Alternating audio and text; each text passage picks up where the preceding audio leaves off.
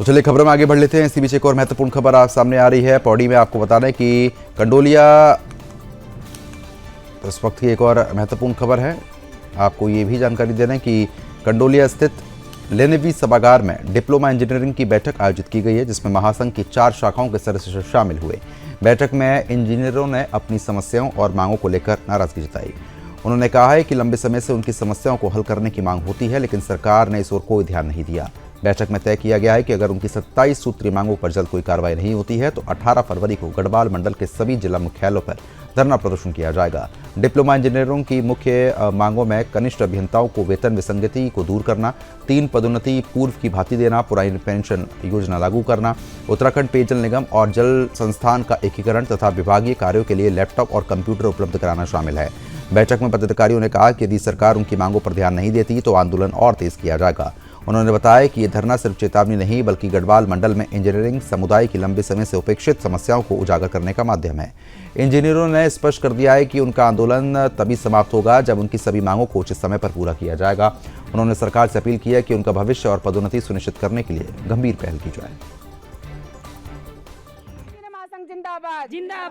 Uttarakhand diploma engineering महासंघ की तरफ से और मैं आपको के संज्ञान में लाता हूँ, उत्तराखंड लाना चाहता हूँ। उत्तराखंड डिप्लोमा इंजीनियरिंग महासंघ जो है 14 घटक संघों से अधिक का एक महासंघ है, जिसमें लोक निर्माण विभाग है, सिंचाई विभाग है, माइनर इरिगेशन है, लघु सिंचाई है और नलकूप है, पेयजल निगम है, जल संस्थान है, अन्य कई विभाग आते हैं, पंचायती राज है, उनमें से सभी विभाग इसके अंतर्गत आते हैं। मई में हमारा अधिवेशन हुआ था उत्तराखंड डिप्लोमा इंजीनियरिंग महासंघ का। उसमें महासंघ के द्वारा जो मांगे क्या, वो तो हमारी आवश्यकता है, मांगे भी नहीं है, आप भी स्वयं देख ही रहे होंगे।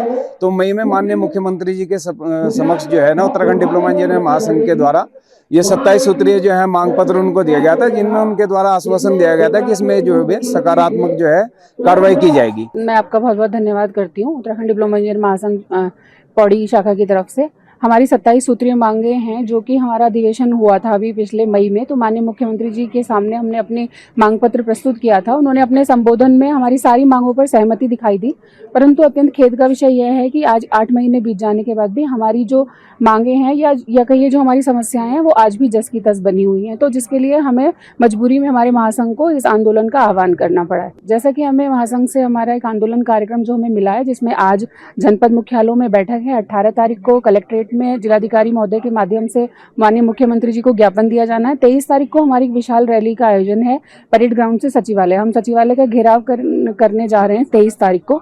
तो मुझे उम्मीद है कि सरकार हमारी मांगों पर जरूर विचार करेगी। इस 27 सूत्रीय मांगे हैं। जो हमारा अधिवेशन हुआ था मई में देहरादून में, उसमें माननीय मुख्यमंत्री जी भी आए थे, तो हमने उनको सम्मुखीय मांग पत्र प्रस्तुत किया था।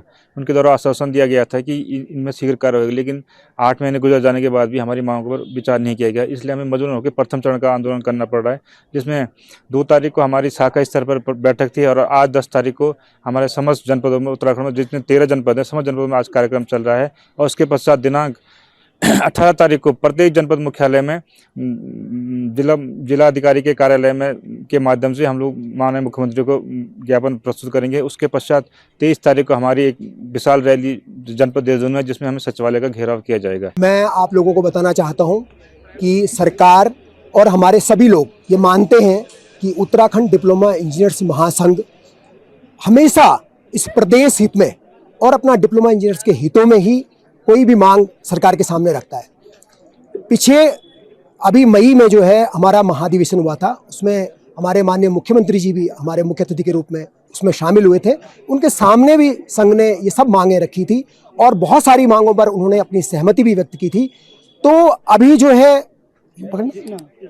तो उन्होंने जो है इस पर सहमति भी अपनी व्यक्त की थी, लेकिन इतना लंबा समय होने के बावजूद हमारे लोगों ने कई बार हमारे प्रशासन में, शासन में इन मांगों के संबंध में संपर्क किया, लेकिन कोई भी इसमें सफलता